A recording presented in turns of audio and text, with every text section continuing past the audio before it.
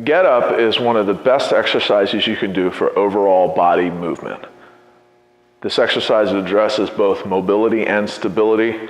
It's pretty complex, and there's a lot of things that can go wrong on it, but most of the things that go wrong are in the first initial movements in the setup, doing the get up. The first problem people have in the get up is the way they pick the bell up.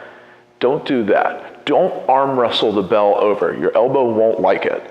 Proper way to pick the bell up is to roll to the side, cradle it with two hands, roll back and take it with you. Same thing when you put the bell down. Don't come down like that. Two hands on the bell, roll to the side, cradle it. So show the proper way, please. She gets into this fetal position, rolls, takes the bell up, gets it into position, and then going down, puts two hands on the bell and rolls back.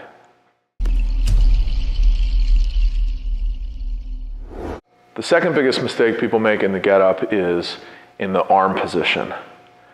This usually occurs at the shoulder, the elbow, and the wrist. Once the bell is in position, the shoulder should be packed down. If it's elevated up by the ear, it's going to be unstable. So you want to pack the shoulder blade down by tightening the armpit right here. Stay real tight right there. Another problem people have is they keep a bent elbow. That's not going to be a strong get up. It's going to be very wobbly. Flex your tricep, keep this elbow straight. The wrist needs to remain straight too. If the wrist is bent, you can see this is not a strong position. You want to straighten the wrist, straighten the elbow, keep the shoulder packed. Think of the arm as a column, okay? And columns are straight, they're vertical, and they have a solid foundation.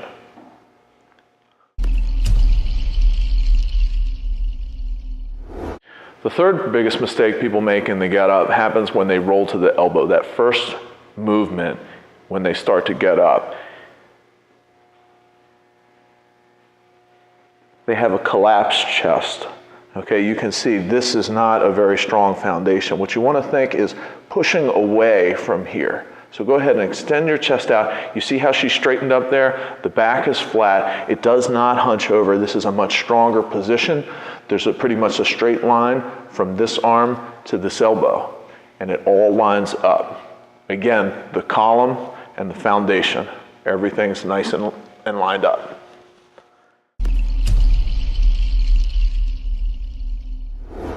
Another big mistake people make in the get up is when they bridge the hips. And whether or not you bridge, the position, if you use the bridge or the low sweep, is the same. But what will happen is people bring this hand and too close to that foot. So when they try to bridge or sweep the leg through and put the knee down, there's not enough room.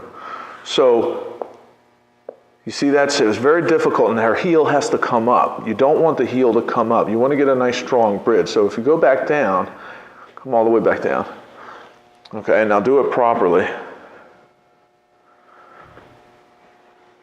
There's going to be an optimal distance between this hand and this foot. That will allow her to bridge.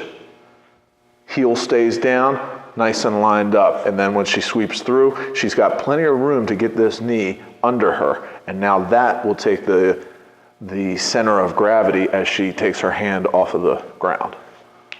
Again, lines up.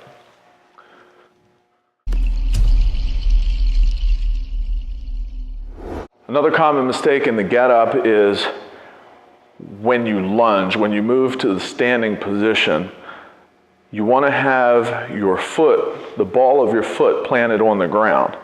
A lot of times when people stand up from that lunge, they'll be lunging off of the top of the foot.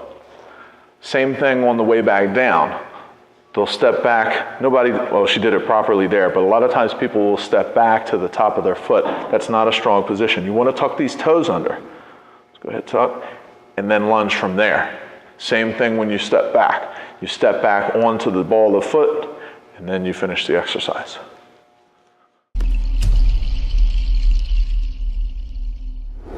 Another common problem people have when doing a get up, and this is more of a problem than a mistake, because I've seen a lot of get ups completed with this less than optimal technique, and that's when you roll to the elbow, that foot lifts up.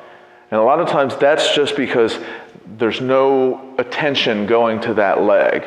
But if you think about extending that leg and maybe even pushing the heel into the ground, when you roll to the elbow, that leg will stay straight and it'll be for a much better get up. You'll be able to do more weight like that when you activate that leg, keeping it straight versus just hanging limp there and letting it lift up.